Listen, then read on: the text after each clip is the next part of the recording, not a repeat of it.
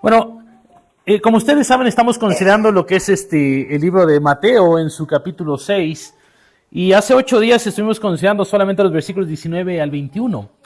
Esta unidad que estamos considerando justamente es una unidad que muchas veces se considera como uno solo, y es a partir del versículo 19 hasta el final del versículo 24. Y esto se debe justamente a lo que estamos viendo. Así que quiero invitarle a que me acompañen con sus Biblias ahí, Mateo capítulo 6, del versículo 19 al versículo 24, porque hoy vamos a considerar lo que tiene que ver esta porción de las Escrituras. ¿Sí lo tienen? Ok, vamos a leerlos todos juntos. Mateo capítulo 6, versículo 19 al 24. ¿Listo? Todos juntos decimos: no os hagáis tesoros en la tierra, donde la polilla y el orín corrompen, y donde los ladrones minan y hurtan. Haceos tesoros en el cielo, donde ni la polilla ni el orín corrompen.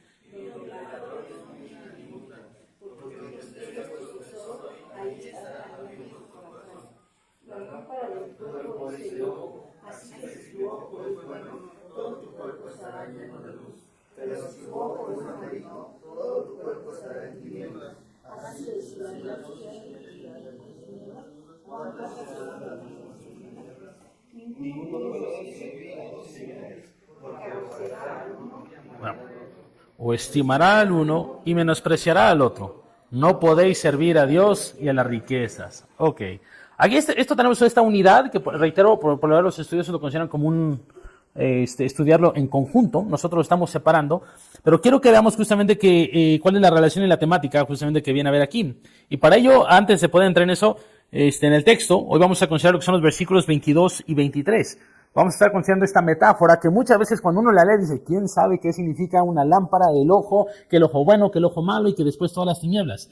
Y para poder entender un poquito esto, me gustaría decirles que no sé si ha visto estos programas televisivos o inclusive en la vida real, donde sí existen lo que esos aparatos que le colocan a las personas, que es un detector de mentiras. No sé si los ha visto.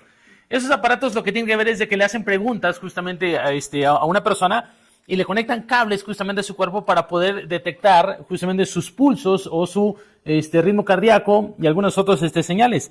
Y cuando la persona llega a decir una mentira, algo sucede justamente, se manda una señal eléctrica que se llega a registrar, y entonces ahí sale quizás que la aguja llega a brincar, no sé, más alto, o de repente quizás usted lo ha visto en los programas televisivos que sale un pequeño beep, así de que ¿mentiste hoy? No, y sale beep.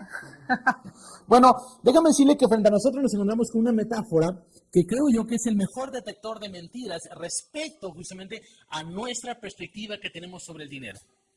Es decir, vamos a ver justamente el día de hoy algo que yo llegué a titular justamente, que viene titulado justamente así, por esta parte: la lámpara del cuerpo es el ojo.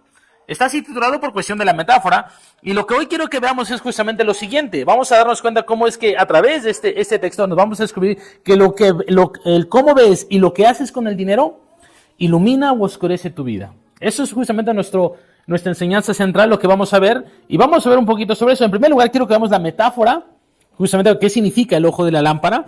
En segundo punto, quiero que veamos las dos condiciones espirituales, es decir, los resultados de la vida de esta lámpara. Y por último, en tercer lugar, vamos a ver las consecuencias de esta devastadora ceguera. Y por último, quiero que miremos a Cristo. Vamos a ver cómo podemos encontrar a Cristo justamente en este texto. Y vamos a ver un poquito de ello. Vamos a ver en primer lugar la metáfora de Jesús, la metáfora del ojo como lámpara del cuerpo. Ahora, no sé si alguna vez usted ha intentado caminar por su casa a oscuras. O de repente usted entra a su casa y, como apenas nos pasó en la casa de hermano Juan, de repente se fue la luz. Y no sé si le ha tocado que, a pesar de que usted conoce justamente cada mueble en su posición, o conoce inclusive cada cosa que está, aun cuando está en oscuridad, tiende uno a tropezar. Ahora, el problema no está en las piernas ni tampoco en el equilibrio. El problema está justamente en una falta de luz. Cuando no hay luz, nuestro cuerpo entero sufre las consecuencias. Es decir, en algún momento tropezamos, caemos. Pero ¿qué pasaría si de repente una pequeña luz se enciende? ¿Qué hace el ojo? Bueno, simple. Lo primordial es que inmediatamente voltea hacia la luz. ¿Por qué? Porque el ojo funciona como una ventana que permite que esa luz entre y de pronto todo nuestro cuerpo pueda disfrutar de ver lo que hay en nuestro alrededor. Así es que Jesús está utilizando esta realidad física tan simple para enseñarnos una verdad espiritual, y es que la lámpara del cuerpo es el ojo. Ahora, cuando hablamos sobre esto, tenemos que entender que el ojo es la puerta de percepción. Es decir, hermanos, en el mundo físico esto es una realidad extraordinaria. ¿Por qué? Porque nuestros ojos son ventanas del alma, como alguien dijo. Pero no solamente eso, también son centros de comando. ¿Por qué, hermanos? Porque déjame decirle algo. Mire, consideremos los dos ojos. Me dice, los científicos dicen que aproximadamente el 80% de la información que nosotros recibimos proviene de los ojos. El 80% de la información que nosotros recibimos es enviada justamente es recibida por millones de estímulos diarios y a través de la retina y el nervio óptico son mandadas a nuestro cerebro, donde este nervio óptico, cuando lo traslada al cerebro, es interpretado y entonces podemos mirar lo que hay a nuestro alrededor. De esta manera, el cuerpo puede navegar con confianza. Pero déjame decirle algunos datos interesantes con respecto a la importancia de la vista. Mire, ¿nuestros ojos sabían que regulan nuestros ritmos biológicos? Es decir, nuestros ojos, cuando detectan la luz, le dicen al cerebro cuándo despertarse y cuándo dormir. Nosotros porque ya tenemos la luz eléctrica, pero si no la tuvieron, ¿no se han dado cuenta que cuando se va la luz en casa, ¿quién se duerme temprano? Por lo menos el hombre, ¿no? El que primero que se duerme. Pero si tienen hijos como yo, ya saben. Ellos luego interpretan, ya son las 10, las 11. Como pueden ser las 10 y las 11 y la luz todas prendidas, ¿y qué dice? Es temprano. Bueno, nuestros ojos justamente nos dicen justamente cuándo es hora de levantarse o cuándo es hora de dormir. Pero además de esto, déjame decirle que nuestros ojos coordinan cada movimiento. Desde escribir a mano con un lápiz o cachar una pelota cuando alguien nos le llega a lanzar. Además, déjame decirle que nuestros ojos guían nuestras interacciones sociales. Gracias a que podemos utilizar los ojos, podemos ver rostros o reconocerlos. Podemos al mismo tiempo interpretar las expresiones, decir, me dio una sonrisa, pero... No lo interpretemos. Y sobre todo, interpretamos también el lenguaje corporal, como cuando nos saluda, ¿no? Y decir, Dios le bendiga, hermano. Y yo no sé si se ha dado cuenta de que cuando alguien pierde la vista, no solamente pierde la capacidad de ver, hermanos, sino que esta persona, cuando llega a adquirir esta discapacidad, se llega a enfrentar un gran desafío porque el cuerpo debe compensar esta discapacidad. Bueno, se ha sabido justamente que las personas que no ven desarrollan otras habilidades o desarrollan las mismas habilidades, pero por otros medios. Sin embargo, fíjese, por la vista es que nosotros podemos caminar, cocinar y, reitero, interactuar, incluso dormir bien. ¿Pero por qué? Y es porque el cuerpo desesperadamente necesita esta lámpara. Es decir, hermanos, cuando pensamos acerca de la visión, déjame decirle que Jesús no nos está dando una clase de anatomía en este texto, aunque nosotros ahorita vimos un poquito de ello. ¿Para qué nos sirven? El Señor Jesús está utilizando una metáfora muy poderosa para hablarnos, hermanos, de nuestra percepción. ¿Por qué? Porque vamos a ver justamente que nuestra percepción determina cómo nos comportamos. Y sobre todo, el lugar que le damos justamente del valor a las cosas. Déjame decirle que en el mundo del primer siglo, hermanos, se creía que los ojos son los que emitían la luz. Ellos creían que los ojos eran la lámpara. Ahora, déjame decir algo. Cuando usted piense en la lámpara, hermanos, no debe de pensar en ese artefacto que usted le pone pilas y le presiona el botón. Ok, no piense así. Porque no es el tipo de lámpara que utilizaban en el siglo I. Ellos utilizaban justamente lo que es una vasija de barro llena de aceite de oliva y con una mecha mojada y que una vez le encendían, iluminaba. Entiéndase, una veladora. Ahora, esta lámpara, hermanos, que utilizaban, ellos creían que los ojos eran una especie de lámpara que emitía luz y que cuando tocaba o chocaba con los objetos rebotaban o permitía justamente que entonces el cuerpo humano pudiera percibirlos. Ahora, gracias a los avances científicos, hermanos, podemos darnos cuenta que esto no es así. El ojo es el receptor de la luz. Pero en aquel entonces eso es lo que se creía. Ahora, déjame decirle esto, hermanos, porque yo quiero que usted se imagine el mundo de aquel entonces. En esa época, sin electricidad, sin lámparas o linternas de luz o de pilas, las lámparas de aceite, hermanos, eran de vital importancia. ¿Por qué? Porque la lámpara representaba seguridad. Podrías caminar sin tropezar. Podías cocinar, podías inclusive hacer alguna labor si estabas a oscuras. Pero sobre todo, podías estar con tu familia. La ausencia de una lámpara en una familia denotaba pobreza. Y denotaba justamente exponerse a depredadores o ladrones. O simplemente, hermanos, tropezarse con el escalón que lo iba a lastimar. En ese sentido, hermanos, cuando hablamos de la metáfora, el Señor Jesús está diciendo algo fascinante, y es que el ojo es la lámpara del cuerpo. ¿En qué sentido? Lo que Jesús está haciendo es una conexión para ilustrar que el ojo representa nuestra manera de ver y evaluar toda nuestra vida. Es decir, el ojo lo está utilizando Jesús para poder denotar que nuestro ojo justamente nos va a ayudar a ver y a evaluar todo lo que nosotros vemos en nuestra vida. Es decir, Jesús está diciendo que así como el ojo físico es la fuente de luz para el cuerpo, para guiar sus movimientos, nuestra cosmovisión, la forma en cómo vemos, determina la forma en cómo justamente dirigimos nuestras decisiones y acciones. En otras palabras, cómo se dirige toda nuestra vida. De ahí, hermanos, que no sé si ustedes alguna vez se han preguntado sobre cómo es que dos personas pueden estar en la misma situación y reaccionar totalmente diferente. No sé si usted lo ha notado. Y para ello déjeme contar una pequeña parábola que llegué a encontrar que llega a describir esto. Se le conoce justamente como la parábola de los obreros que picaban piedra. Esta parábola dice así: unos obreros estaban picando piedra frente a un enorme edificio en una construcción. Se acercó un visitante a uno de los obreros y le preguntó: ¿qué están haciendo ustedes aquí? A lo que el obrero le miró con dureza y le respondió: ¿qué? ¿Acaso no se da cuenta? ¿Está ciego? Estamos aquí picando piedra. Estamos como esclavos con un sueldo miserable y sin el menor reconocimiento. Ve usted que al final de la obra van a poner una placa con el nombre del gobernador y del arquitecto diciendo: esto logramos. Cuando en realidad somos nosotros los que nos fajamos duro y dejamos el pellejo en la obra. Ese fue el primero. El visitante continuó caminando y entonces acercó a otro obrero y le preguntó lo mismo. ¿Qué están haciendo aquí?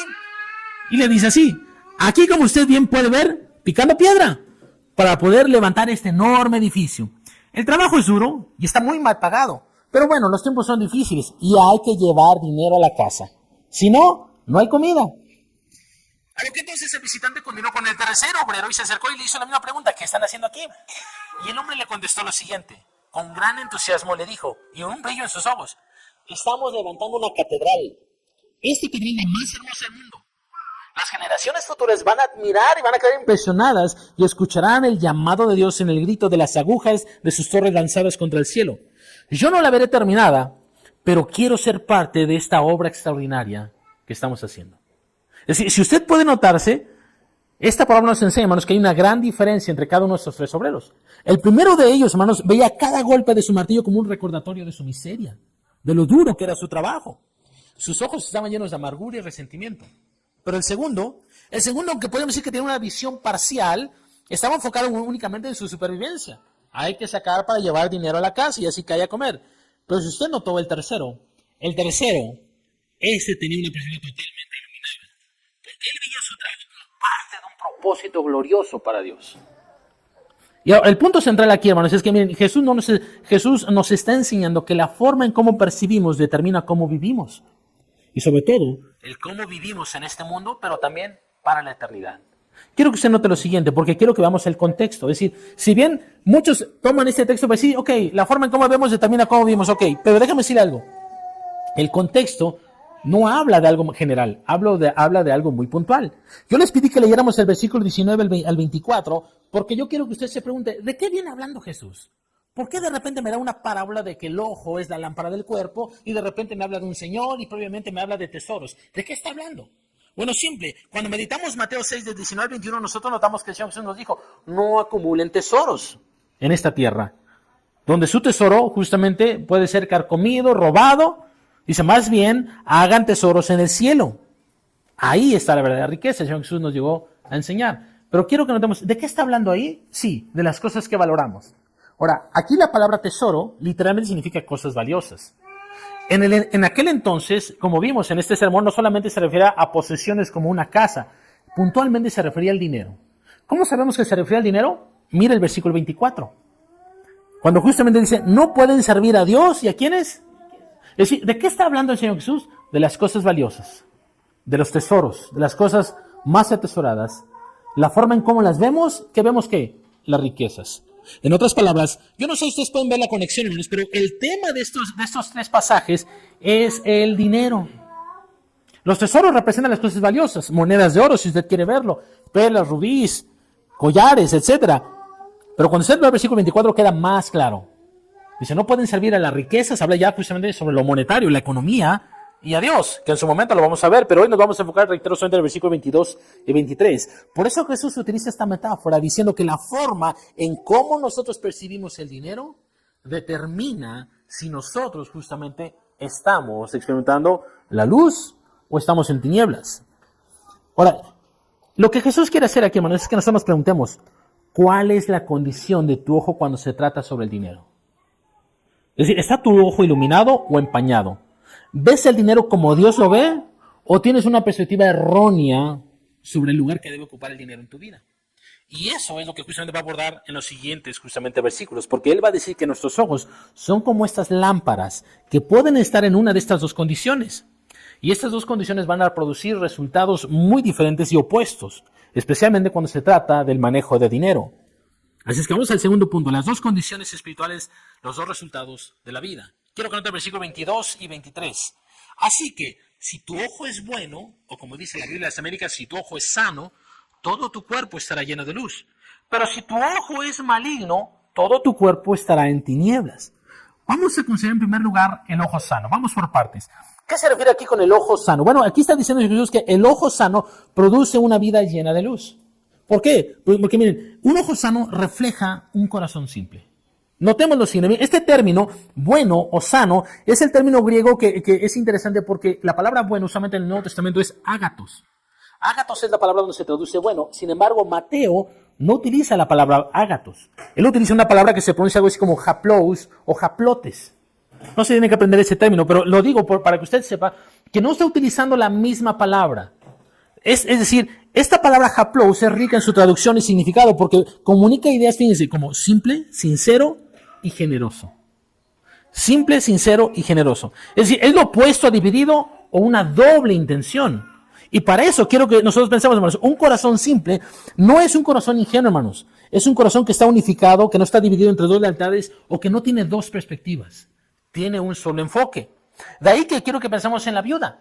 La viuda, justamente que se nos describe en Lucas 21. Se dice que esta viuda echó 2 monedas blancas en el templo. Y Jesús la elogia, ¿por qué?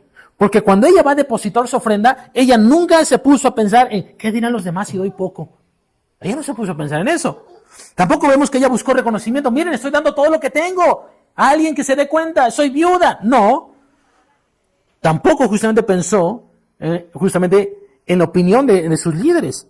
Ella no buscó reconocimiento. Y esto se debe a que su ojo espiritual estaba tan claro que pudo ver lo que los ricos no podían. Y es que dar es mejor que recibir. De ahí, hermanos, que quiero que anotemos lo siguiente. Pregúntese, cuando se trata de tomar decisiones financieras, ¿es su motivación tan simple y clara? ¿O experimentan una mezcla de deseos tanto por agradar a Dios como por impresionar al hombre? ¿Le ha pasado por la mente? Mire, yo no lo ando siguiendo las pistas, ¿no? Pero yo creo que en algún momento todos hemos experimentado eso. El deseo de querer agradar a Dios, pero al mismo tiempo de querer impresionar a otros. Y es aquí, hermanos, donde el ojo sano se refleja en este sentido. Vamos a ver algunos ejemplos de cómo se utilizó la palabra haplous para poder ver su significado. En Romanos 12:8, quiero que note este texto y quiero que me lo proyectes, por favor, Rodrigo. Donde dice, Romanos 12:8 dice lo siguiente. Dice, el que exhorta en la exhortación. Y después dice, el que reparte, ¿con qué? Liberalidad. Esa palabra ahí, liberalidad, es la palabra haplotes o haplous, igual que la que está usando Mateo. Es decir, vean cómo la palabra haplous se tradujo como liberalidad y en el contexto de ¿qué? De dar. Entonces aquí podemos aprender, hermanos, que el ojo sano refleja un corazón generoso. La misma palabra se utiliza en 2 Corintios 8:2 cuando dice lo siguiente, dice que en grande prueba y tribulación de la abundancia de su gozo y su profunda pobreza, abundaron en riquezas para su generosidad. Ahí la palabra justamente generosidad es la misma palabra que utiliza Mateo, haplous o haplotes. Es decir, Jesús está apelando, hermanos, a una expresión idiomática hebrea en la que está diciendo justamente que cuando dice que el ojo bueno denota un ojo simple, no tiene dos perspectivas, sino que también es un ojo generoso, dadivoso, que da con liberalidad. Esto en la mentalidad hebrea, hermanos, se expresaba como ojo bueno. O ojo sano, ojo sano. Por ejemplo, fíjense cómo lo utiliza esta expresión de ojo bueno en Proverbios 22:9. En Proverbios 22:9 usted va a leer lo que dice acerca de la generosidad. Fíjense lo que dice ahí. Proverbios 22:9 dice, el generoso será bendito porque da de su pan al pobre. Ahora, ahí la palabra generoso, hermanos, bueno, dice ahí el ojo misericordioso, en la versión que yo tengo lo tradujo como generoso. Ahí la palabra misericordioso, generoso es tov ayin, que significa tov, bueno, ayin, ojo. Es decir, de buen ojo. Es decir, quiero que no sé si ustedes pueden notar la conexión que hay entre el buen ojo y la generosidad o la misericordia hacia alguien en necesidad. Jesús está describiendo, hermanos, que un ojo sano ve el mundo de una manera totalmente diferente y lo ve sobre todo como un canal de bendición y no como un almacén. En pocas palabras, hermanos, Jesús nos está queriendo enseñar, hermanos, que el ojo bueno es alguien que da. No, es decir, no alguien que acumula para sí mismo. Cuando pensamos en esto, hermanos, quiero que pensamos en la analogía del Mar Muerto. No sé si está visto estos mapas de la tierra de Israel, pero hay dos mapas. Hay dos mares. Está el Mar Grande o el Mar de Galilea y está el Mar Muerto hacia abajo. Es interesante, me dice que ambos reciben millones de litros del río Jordán. Y cada día que estos reciben, déjenme decir, ellos tienen características muy diferentes. Por ejemplo, el Mar Muerto, ¿saben por qué se le llama así? No porque no tenga agua, hermanos, sino porque su agua es tan salada que ningún ser vivo puede vivir ahí. ¿Pero por qué? Porque una vez recibe el agua, no reparte a ningún lado. Está estancada. Cuando usted ve el mar de Galilea, este mar, hermanos, está lleno de vida y rebosante de peces. ¿Por qué? Está conectado al mismo canal, al mismo río Jordán. Pero ¿por qué en uno está tan salado que ningún pez puede vivir ahí? Y por el otro vemos una abundancia de vegetación. Simple, porque lo que entra al mar de Galilea por del río Jordán, sale para otro río. Es decir, aquí es donde los judíos enseñan justamente que el que da, tiene para recibir.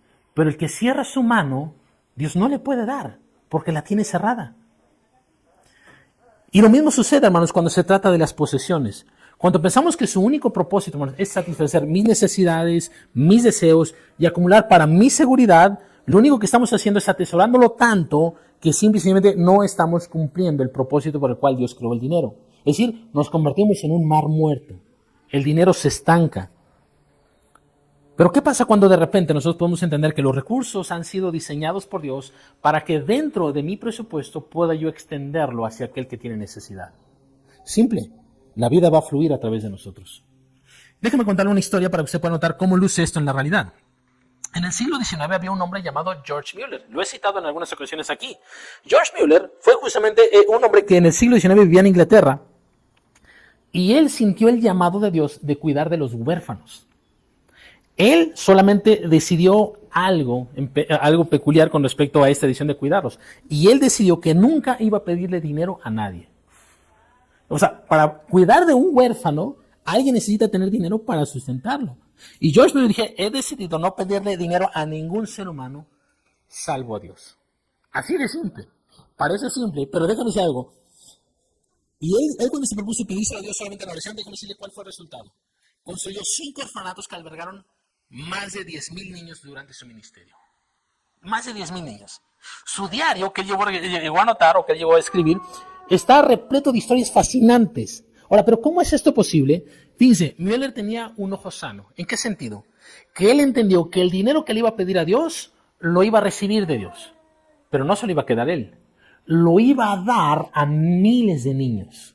Ahora, yo no sé si usted se acuerda que ya son papás adultos, pero los niños, ellos comen, hermanos, con fe. Comen con fe. Ahora, hermanos, George Mueller, él fue un canal perfecto y no un almacén ansioso. Lo cual reitero una vez más, hermanos, el resultado de su vida, hermanos, fue que literalmente su vida estaba llena de luz. Y durante sus 60 años, hermanos, de ministerio, no 60 años de vida, sino 60 años de servir a los huérfanos, fíjense, nunca faltó una comida. Nunca. Ni un solo plato, ni un vaso de leche, ni un pan, hermanos. Hay historias fascinantes sobre ello. ¿Y todo por qué, hermanos? Porque él aprendió a reconocer quién era el proveedor de esos niños. Y él se propuso, reitero, hacerlo justamente de la mano de Dios. Ahora, yo no sé, y me gustaría que ustedes se pregunten esto, ¿cómo ven ustedes sus finanzas? ¿Los ven como un almacén que deben proteger celosamente o como un canal por medio del cual puedan bendecir a otros? Es decir, hermanos, Dios tiene un diseño para la vida. Y dentro de la vida, hermanos, Dios diseñó el dinero. De ahí cuando Jesús emplea esta metáfora, diciendo justamente que la lámpara del cuerpo es el ojo. Por lo tanto, si tu ojo es sano o es bueno, vas a poder mirar las finanzas, el lugar que Dios le ha asignado para que les puedas utilizar. Pero, si no, es decir, si eres lo contrario, un ojo bueno, que es lo que yo quiero que veamos aquí, quiero que veamos cómo es que el ojo malo, hermanos, resalta una vida envuelta en tinieblas. Pero ¿a qué se refiere aquí con tinieblas y sobre todo con ojo malo?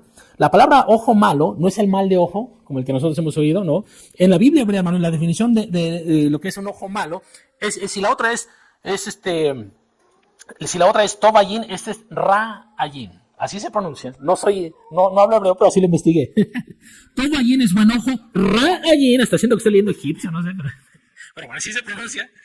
literalmente se refiere al ojo malo. Y Jesús está utilizando esta palabra interesante para poder describir a alguien que está enfermo de la vista, que no puede ver con claridad, sobre todo con el uso y el lugar de las finanzas.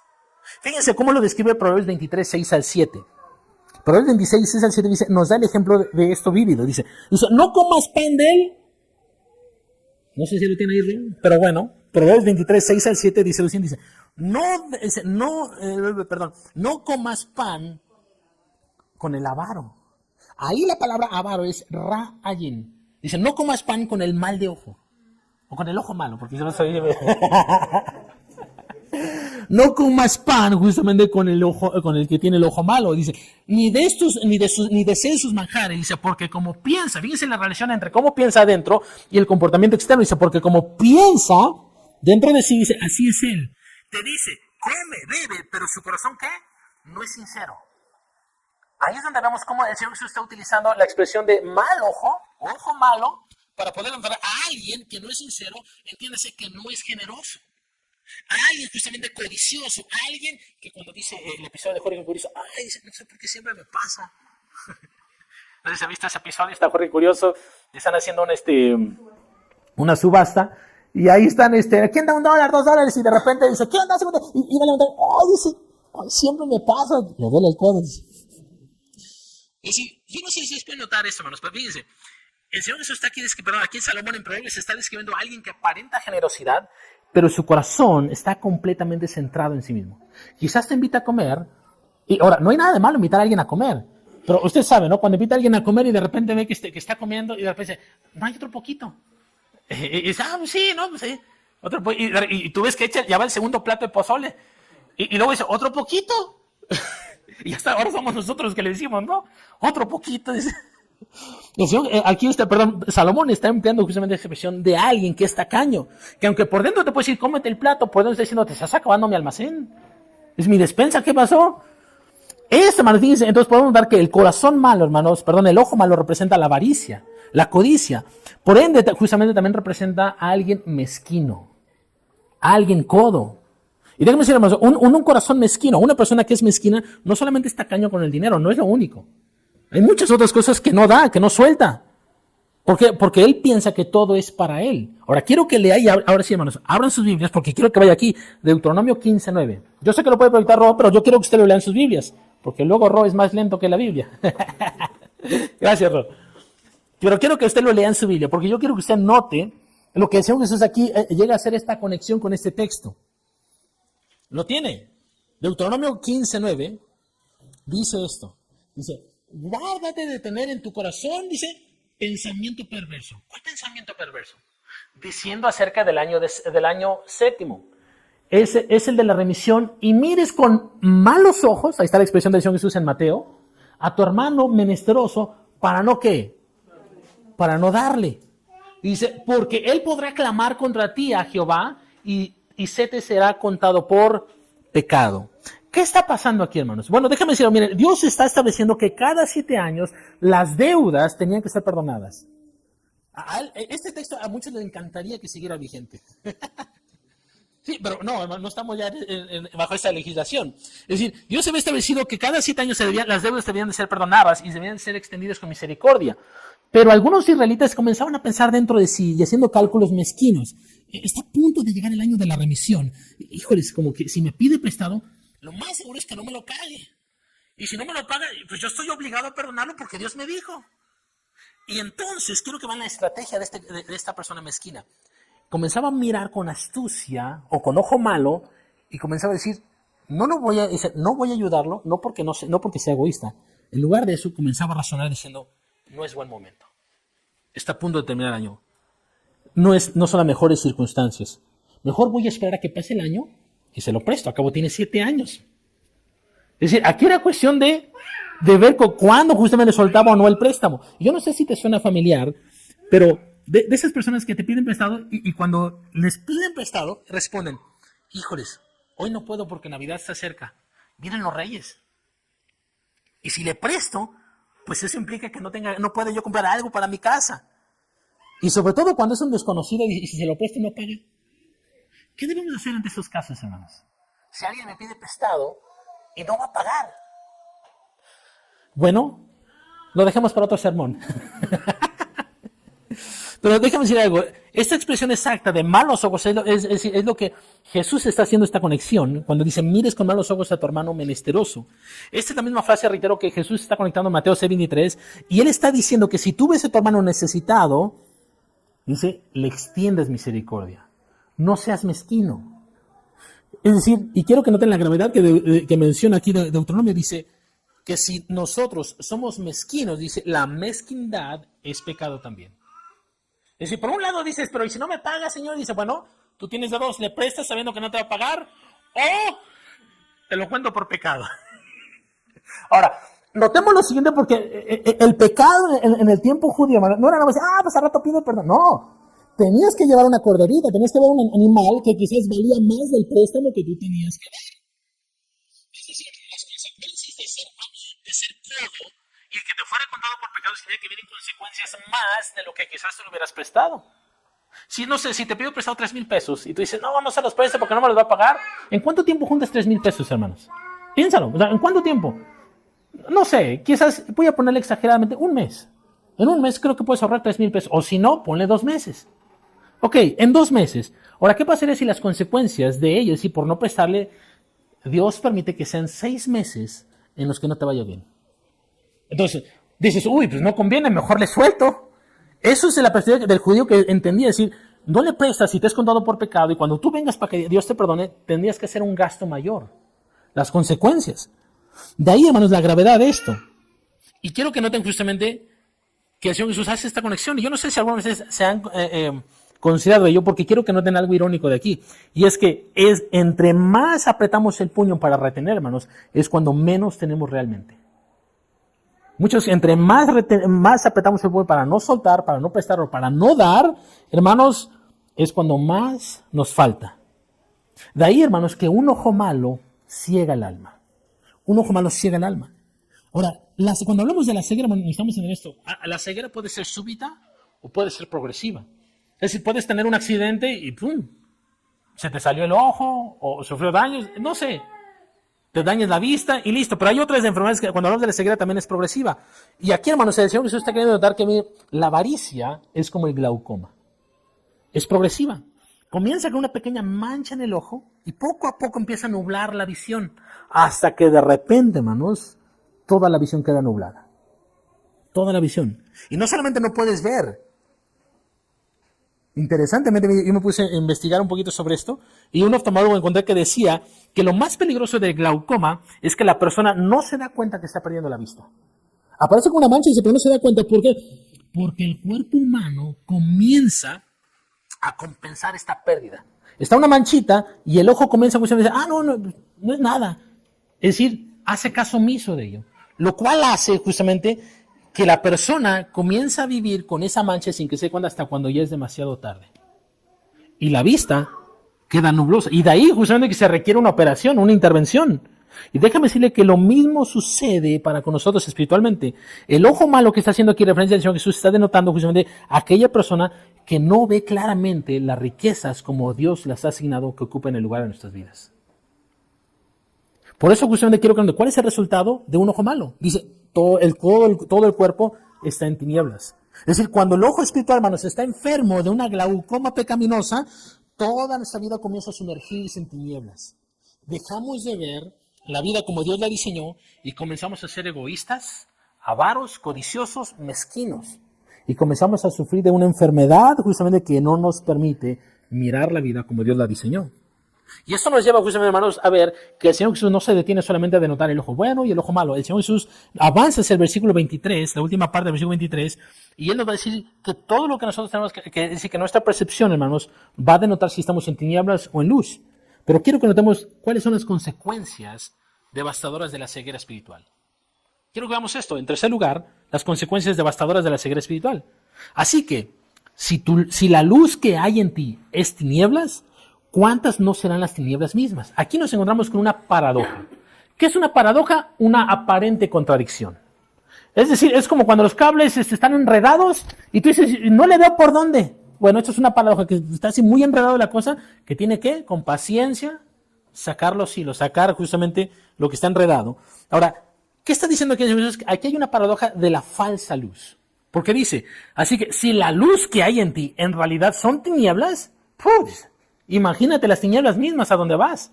Eso es lo que está queriendo decir. Ahora, quiero que noten, si estás en tinieblas, tienes tinieblas. No, dice, si la luz que tú crees tener en realidad es tinieblas, cuidado.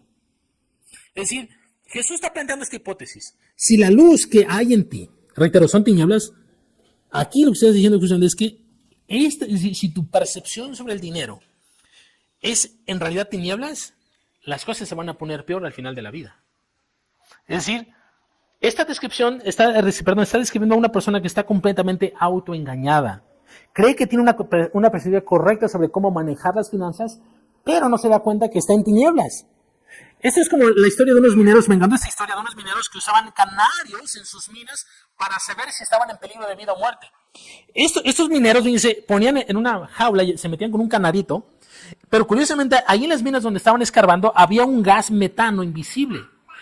Ellos podían estar ahí oliendo, viendo, con su lámpara de luz normal, pero no se daban cuenta que en el aire este gas metano comenzaba a infiltrarse en sus pulmones y estaban a segundos de morir.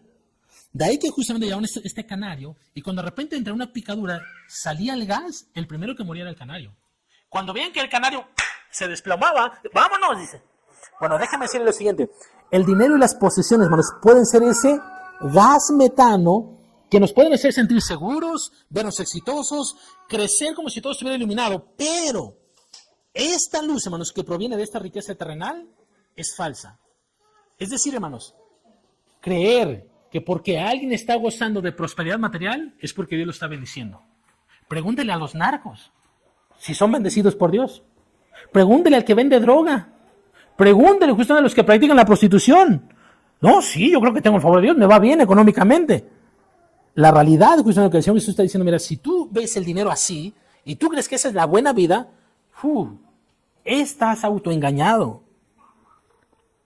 Ahora, quiero que pensemos en cómo se ve esto en nuestras finanzas diarias. Miren, es la persona que nunca da, que porque siempre está ahorrando para el futuro. Siempre está guardando. Y él piensa que es sabiduría, dice, estoy guardando, estoy almacenando. Sin embargo, no se da cuenta que por su mezquindad está ofendiendo justamente al dador de los bienes materiales. Es esta persona que dice, no da porque cree que tiene muchos gastos. Y si da, se queda sin ello.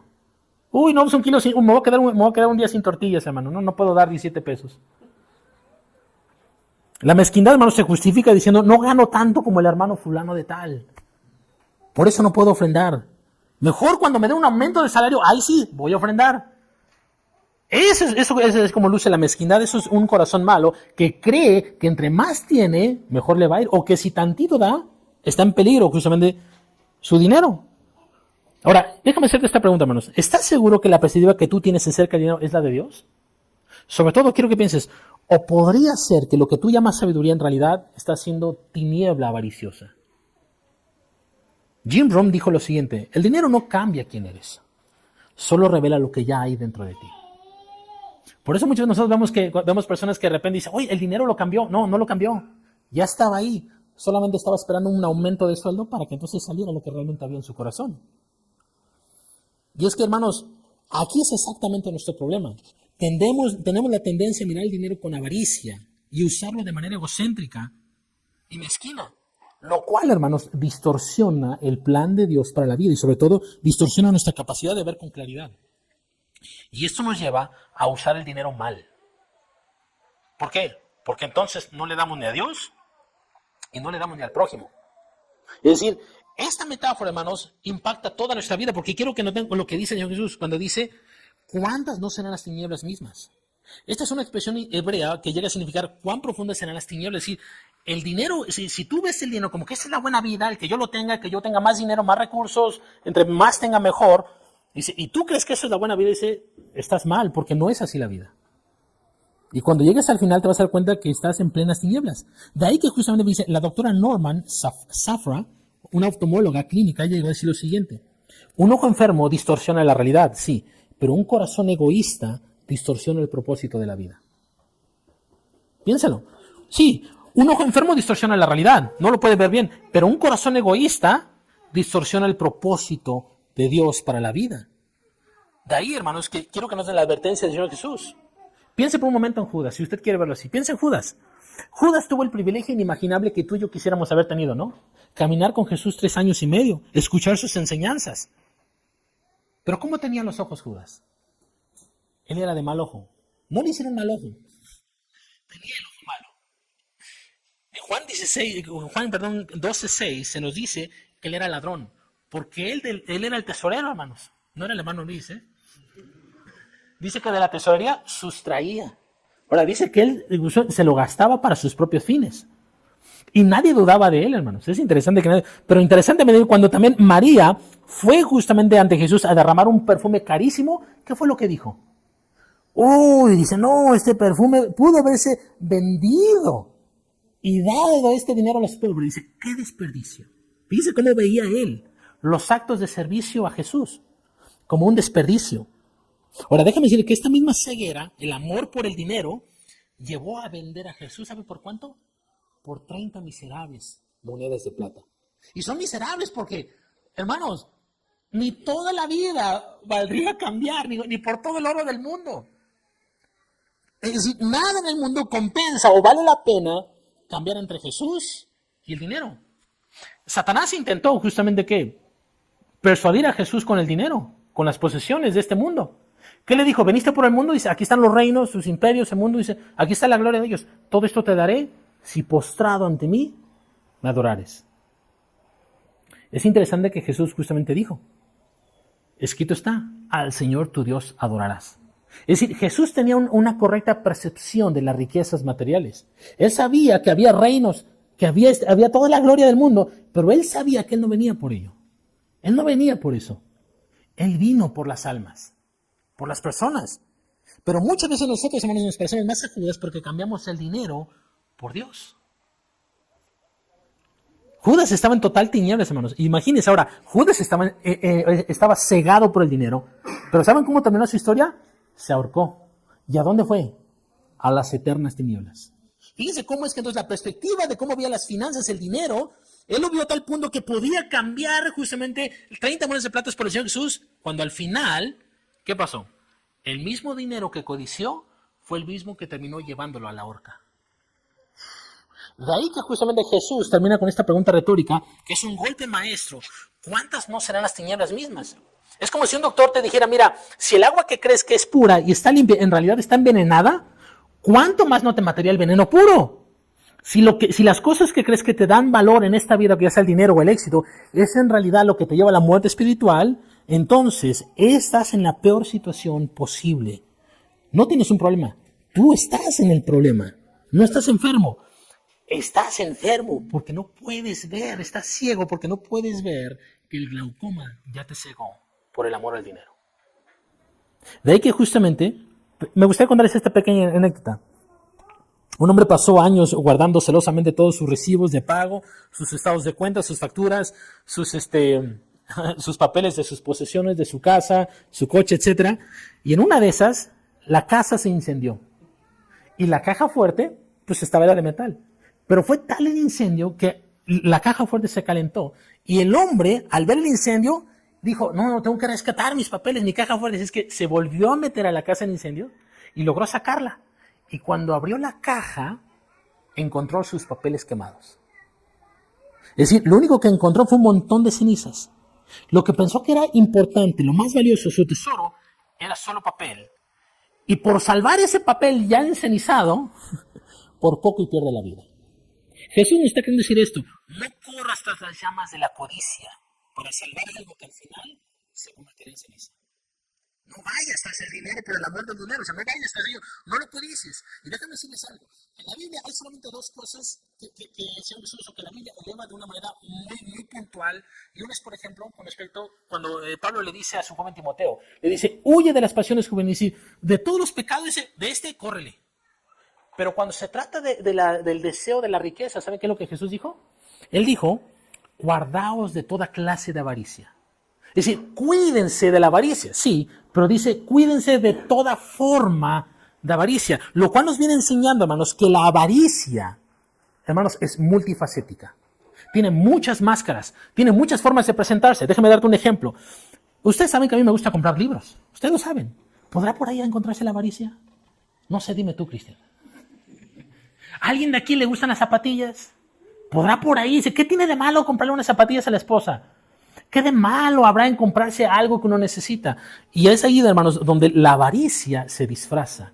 Porque viene de repente queriendo decir, otro poquito. O como dirán, otro poquito y se queda sin. Déjenme decirle algo, hermanos. Como la avaricia es multifacética, Jesús quiere que nos cuidemos de ella. Porque nos puede atrapar. Puede comenzar con una pequeña manchita y de repente nos ciega toda la vista. Yo lo he experimentado. Déjame decir que cuando yo estuve preparando este sermón, yo estaba así de que necesito un libro. Y yo dije, Señor, ayúdame a decir que no. Sí, yo lo tuve que pasar. Y gracias a Dios no lo he comprado. Pero me recuerdo, fue una anécdota muy personal que mi esposa nos tocó en Pachuca. Había una amiga que creo que la otra vez lo conté. Estamos en Pachuca y pasa por las tiendas de zapatos y de repente pasa y ve unos botines y recuerdo que llega esta cama así, ¡oh, los necesito! Y usted te puede imaginar, ¿no? Los botines ahí en la vitrina, en el centro, con una luz, adornos, bien brillosos. Y dice, combinaría perfecto con tal y tal. Y de repente, cuando ella dijo, lo necesito, ahí hay un problema. Puede que le haya dicho de broma o no. Pero lo cierto es que, reitero, la avaricia tiene muchas máscaras. Muchas facetas. Y Jesús nos dice, cuídense de toda forma en la que la avaricia se presenta. De ahí que, hermanos, nos lleva al último punto. Cristo es el único que puede darnos ojos sanos. En realidad, nos los puede dar porque Él ha sido el único que ha visto el dinero y las posesiones materiales como Dios las diseñó. Él ha sido el único. Nosotros nos hemos ido a extremos. Es decir, el extremo de la mezquindad. No. ¿Para qué trabajar? ¿Para qué tener más, hermano? Bueno, y ahí encontramos al mediocre. Pero por otra parte está el mezquino, el que no quiere soltar. Bueno, Jesús es el único que pudo ver las posesiones justamente como realmente debían de ser vistos. Quiero que veamos Juan 8:12, donde él habló acerca de que él es la luz. Dice, otra vez Jesús les habló diciendo, yo soy la luz del mundo y el que me sigue, dice, no andará, ¿y si pueden ver la conexión con Mateo? No andará en tinieblas, sino que tendrá la luz de la vida. Es como si de repente un pintor ciego intentara pintar un paisaje. ¿Se imagina poder pintar? ¿Cómo le quedaría? Bueno, no dudo que quedarían manchas oscuras y confusas. Lo que esta persona necesita no es más esfuerzo, no es nueva pintura, no es nuevos pinceles. Lo que necesita es que Jesús, el artista por excelencia, tome su mano, tome el pincel y comience a pintar. Eso es lo que tú y yo necesitamos, hermanos. ¿Por qué? Porque no necesitamos más dinero, hermanos. Tampoco necesitamos menos, ¿verdad? Lo que necesitamos, hermanos, es que Cristo nos dé la perspectiva correcta sobre el dinero. Es decir, el dinero se tiene en la mano, no en el corazón, como lo vamos a ver en el siguiente versículo. Porque, como vamos a ver, el dinero es un muy buen siervo, pero un muy mal amo. Y Jesús no quiere que eso nos suceda. Él no quiere que el dinero ocupe o las posesiones materiales ocupen el lugar de Dios. Él quiere liberarnos de esta esclavitud. Y esto, fíjense, Cristo lo logra porque Él viene a ocupar el lugar del ciego para que entonces la persona ciega reciba una nueva córnea. Cristo viene, hermanos, justamente, y nos libra de la avaricia y de la tacañería. ¿Cómo lo hace? Lo hace, hermanos, por medio de enseñarnos en su propia vida. ¿Qué es lo que dice 2 Corintios 8:9? Fíjense lo que dice, 2 Corintios 8:9. Léanlo, por favor, porque aquí yo quiero que veamos a Cristo, cómo es que Él nos puede librar del don dinero, o de don avaricia. 2 Corintios 8:9. Dice, porque ya conocen la gracia de nuestro Señor Jesucristo. Dice, que quien por amor, ¿a quién? A nosotros, ¿qué hizo? Se vino a ser millonario, ¿verdad? Hizo campañas y publicidad. Órale. No, dice que por amor se hizo pobre. Para que mediante su pobreza ustedes llegaran a ser ricos. Pregunta, ¿era Jesús rico? Totalmente. Era el dueño del universo. Pero dice que se hizo pobre. Fíjense, tan pobre se hizo que nació en un pesebre. No tuvo dónde recostar su cabeza cuando estuvo en esta vida. Y fue enterrado inclusive en una tumba prestada. ¿Creen que Jesús se preocupó por dónde iba a morir? O sea, después de morir, ¿a dónde me van a echar? Decimos nosotros, ¿no? ¿Y qué dicen? Los hombres solemos ser más aventureros. Pues a mí que me vienen en cualquier caja. Pero fíjense que Jesús mismo nos modela que Dios tiene cuidado hasta de eso. Y a su propio hijo le proveyó una tumba ¿de quién? De un rico. Fíjense, de un rico y no era de él. Esto habla sobre el gran acto de servicio que hizo justamente este discípulo, pero quiero que notemos sobre todo el punto, que para que tú y yo fuéramos enriquecidos por Dios, Él se hizo pobre. Él vino a sufrir la pobreza justamente en esta vida. Y teniendo la oportunidad de tener los reinos del mundo, cuando Satanás lo tentó, que dijo, no, yo no vine por esto. Yo vine por algo mucho más importante, y es el alma de los hombres. Hermanos, cuando realmente creemos que Cristo, o que en Cristo ya tenemos las riquezas necesarias para la vida, hermanos, las posesiones materiales dejan de ocupar el lugar del trono de Dios. Se bajan del trono. ¿Por qué? Porque cuando aprendemos a ver las riquezas como Dios las ve, simple, estarán en la mano, pero no en el corazón. Es decir, hermanos, el Señor Jesús no está en contra del dinero y en contra de la riqueza. No está en contra de eso. El Señor Jesús nos está diciendo, cuidado con la avaricia. Cuidado justamente con las posesiones materiales y agarrarles amor. Porque las posesiones materiales pueden ser un gancho que te pueden llevar a esclavizarte y te van a entenebrecer la vista. Y eso te va a llevar a que al final de tus días puedas experimentar algo como Judas. O como dije hace 15 días, que si en algún momento tú ves tus disposiciones materiales como más importantes, termines como muchos de estos empresarios que cité hace 15 días. Terminaron quitándose la vida. ¿Por qué? Porque el dinero era más que dinero. Era lo más importante de sus vidas. Era su Dios. Y cuando les falló don dinero, se quitaron la vida. Eso puede pasarnos. A Judas le pasó. Si quieres ver el caso del joven rico, ¿qué es lo que hizo? Prefirió sus riquezas. ¿Y qué perdió? La mayor riqueza de toda la eternidad. Perdió al dueño del oro y la plata, a Jesús mismo.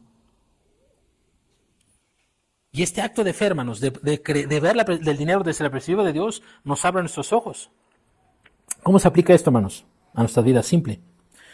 La medicina que Jesús nos está recetando aquí es simple. Es ser generoso. Intencionalmente generoso.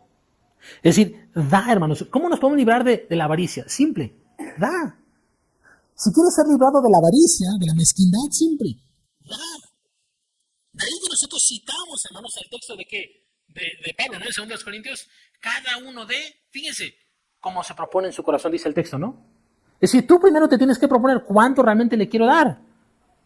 Porque Dios ama al que da con alegría. Ahora, ¿por qué tenemos que ver eso, hermanos? Porque miren, cuando hablamos acerca de la generosidad o la mezquindad, hay gente que no da ni pa'l chivo, hermanos. No sé, hermanas, si le dan gasto o no le dan, pero hay hombres que dicen, no dan el gasto. Yo recuerdo cuando inicié mi matrimonio, mi esposa me decía, dame dinero. Y yo decía, no. Yo decía, no. Yo estaba mal. Amén, ¿verdad? Digo mi esposa. Sí, yo estaba mal. Ahora, nosotros llegamos a un acuerdo. Después podemos tocar ese tema sobre cómo administrar las finanzas en el matrimonio. No vino Ali y Braulio, pero cuando tocamos ese tema con ellos en consejería, ellos se quedaron así, oye, ya aprendimos ahora sí. Y yo les he preguntado, oye, ¿cómo les van sus finanzas? Nos va bien, dicen, después de esa lección, con claridad. Y esperando a Dios que un día nos permita enseñarlo por acá. Pero déjame decirlo así, hermanos. Cuando se trata de dar, hermanos, ¿dónde es el primer lugar donde yo debería de dar? En mi casa.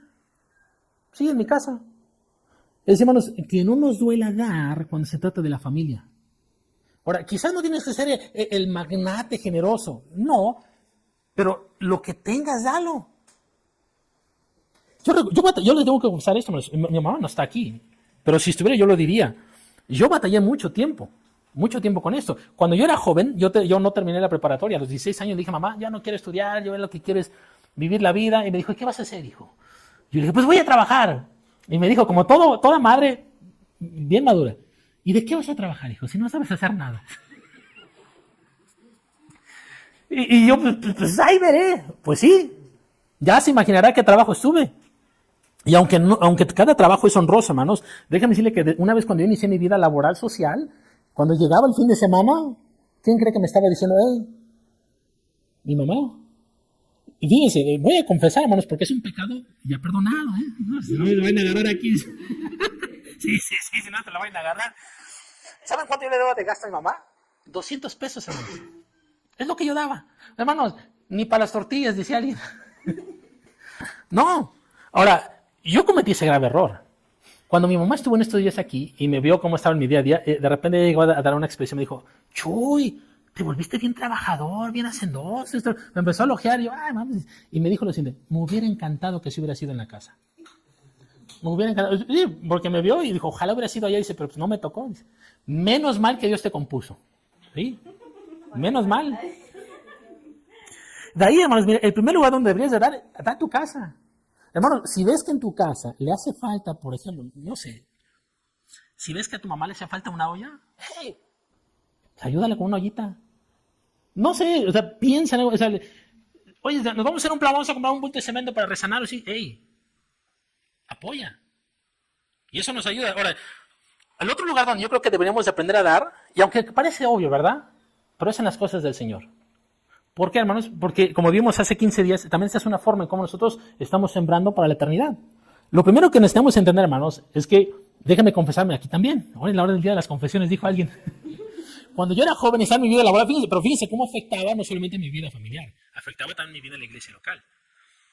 Cuando yo trabajaba, y llegaba la hora de dar el diezmo, en la iglesia donde yo estaba se practicaba el diezmo, yo recuerdo que en una ocasión cuando me finiquitaron de un trabajo, me finiquitaron con 13,500 de ese entonces. Yo creo que hoy en día me sido como unos 20, 25, un poquito por ahí. Pero yo recuerdo que dije, hay que dar el diezmo. ¿Y sabe lo primero que me vino a la mente? Es mucho dinero para el pastor. Miren, tristemente, yo así pensé. Tristemente dije, no, ¿qué va a hacer con 1,350 el pastor? Es mucho dinero. Uy, no, yo casi lo hacía millonario ya. O sea, ¿qué iba a hacer con él? Pues simple, se lo tenía que gastar. No sé si iba a comer con su esposa, sus hijos, si iba a comprar algo. No lo sé, o iba a comer. Yo recuerdo que cuando me tocó, yo estaba en esa lucha de que doy, no doy, doy, no doy. Y yo dije, dije, pues voy a dar porque Dios dice que dé. Y lo di, hermano. Pero déjame decirle algo, que lo di justamente no con sinceridad. Me costó trabajo. Dice, de los 13,500, que eran 1,350, di 600 pesos al fondo misionero. Y el otro dije, pues sí que se vaya con el pastor. Pero tristemente, hermanos, no pude pasar esta prueba. En ese momento no pude pasar la prueba. El pastor Alfredo Rodríguez ya está con el Señor. No tiene unos 3 años más o menos que partió, 4 años que ya partió con el Señor. Pero yo recuerdo los últimos 2 años que estuve en Reynosa, que fue cuando pude tener una amistad con él. Una relación más de pastor y oveja, en la que pudimos hablar de ministerio. Y por la pura gracia de Dios, me permitió así como que enderezarme también. Así como me enderezó en mi casa, me enderezó también con mi pastor. Ahora, ¿por qué menciono esto, hermanos? Porque a veces cuando pensamos en la iglesia local, también somos mezquinos. Yo le confieso, yo sí pensaba, ahora ya es diferente.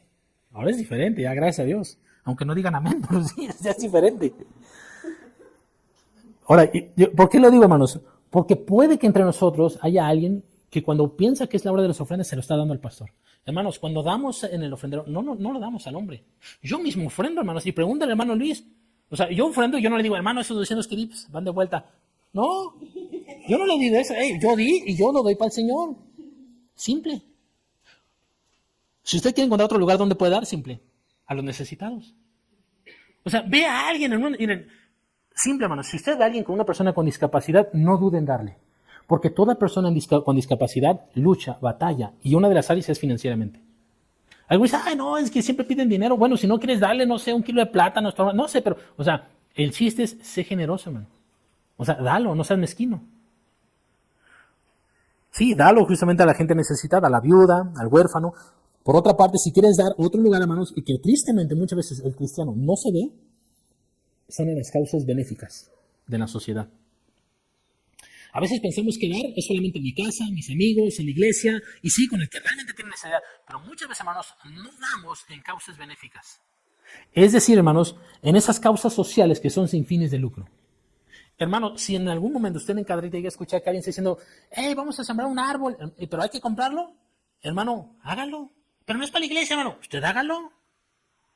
¿Por qué? Porque aquí se cumple lo que le dijo Dios a Jeremías cuando le dijo, buscad el bien de la ciudad donde os haya enviado. Dice, porque si ella prospera, vosotros también prosperaréis. Es decir, hermano, si Cadreita, Ezequiel, si San Pablo prospera, hermanos, a quien le va bien también es a mí. Si mi ciudad prospera, yo prospero con ella. De ahí que precisamente cuando usted da una causa benéfica, que ya sea que lo plantee el gobierno o alguna institución sin fines de lucro, hermano, puede sumarse. No necesita pedir permiso. Simple. Es decir, el punto es, hermano, que no sea mezquino. Si usted batalla con eso, simple. Sóbese el codo, pero estire la mano. David Platt dijo esto acerca de la generosidad. Dice, la generosidad radical no es el resultado de un buen sermón convincente. Dice, es el resultado inevitable de un corazón que ha capturado por salvador radical a Jesús como muy generoso. En otras palabras, hermanos, David Platt dice que la generosidad no se mide cuando de repente usted escucha un buen sermón, hoy sí voy a dar con ganas. No, que lo puede hacer si quiere, digo, entiéndalo, es para el Señor.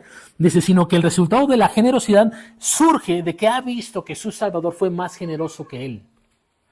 Jesús fue más generoso porque él dejó su trono por venir a salvarte. Tú y yo hemos tenido que dejar nuestro pecado, hermanos, para ser salvados, pero ninguna riqueza. ¿Qué nos llevamos de este mundo? Porque como bien se dice, ¿no? Dijo Pablo, nada trajimos a este mundo y sin duda alguna, tu iPhone 16 no te lo llevas. Tu Lamborghini aquí se lo queda. Tu terreno se va a quedar con tus nietos. Y si los nietos lo venden, ájale, vea, se puso bueno, ¿verdad? De ahí, hermanos, que nosotros no podemos controlar las posiciones materiales tras nuestra partida. Así es que, hermanos, hoy solamente para poder terminar, quiero llegar y decirles, hermanos, ¿cómo está su ojo? ¿Su ojo es sano o tiene glaucoma espiritual de avaricia? Yo no lo sé, pero yo espero que a través de esa enseñanza haya quedado claro que el punto que Jesús está queriendo enseñarnos, hermanos, es que la forma en cómo vemos y lo que hacemos con el dinero revela si estamos en luz o en tinieblas. Y cuidado si estamos en tinieblas, porque si tu luz es tiniebla, dice, cuidado, las tinieblas de la eternidad son peores. Son peores. De ahí que justamente tengamos el llamado urgente de Cristo cuando Él nos dice, cuidado, no sea que la luz que tú tienes en realidad es tinieblas, no sea que te encuentres en densas tinieblas, porque cuántas no serán las tinieblas mismas. Así es que, hermanos, si alguien de aquí, al igual que yo, tiene que arrepentirse de avaricia, de codicia, de mezquindad, ¿por qué no venir al Señor y decirle a Dios?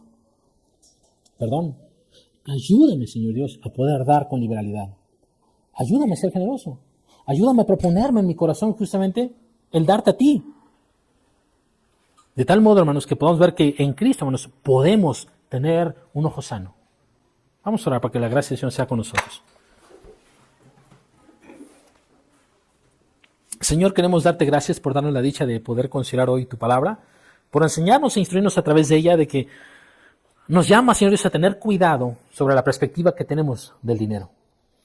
Ayúdanos, Dios, a tener cuidado de toda clase de avaricia que se nos pueda presentar. Tú sabes en qué áreas batallamos. Tú sabes, Dios, que como yo acabo de mencionar, yo batallo quizás con el deseo de tener libros o alguna otra cosa.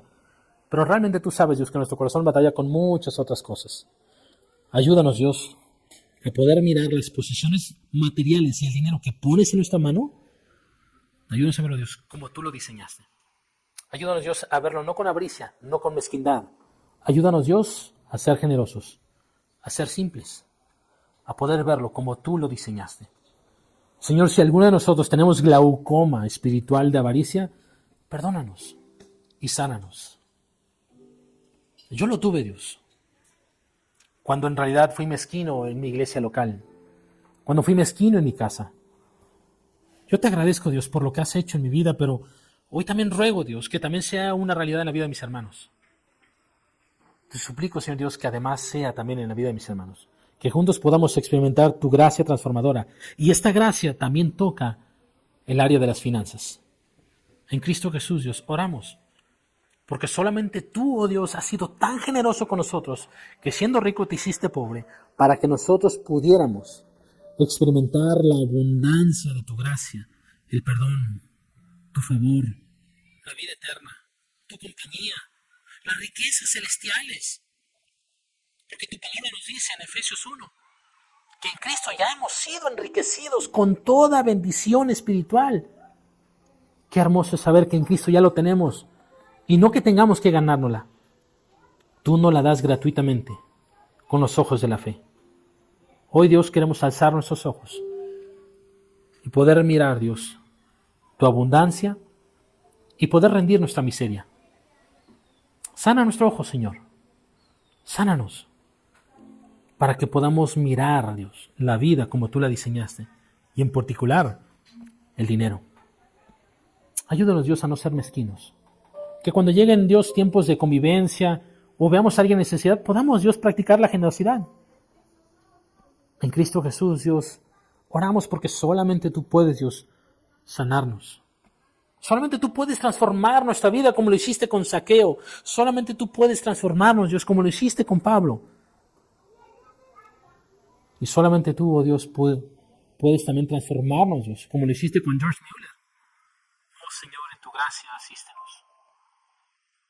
para poder no solamente experimentar la abundante bendición, sino Dios, para también abrir la mano, Dios, a quien tú pongas delante de nosotros. Oramos en el nombre de Cristo y te damos gracias por tu gran bondad. Amén. Amén.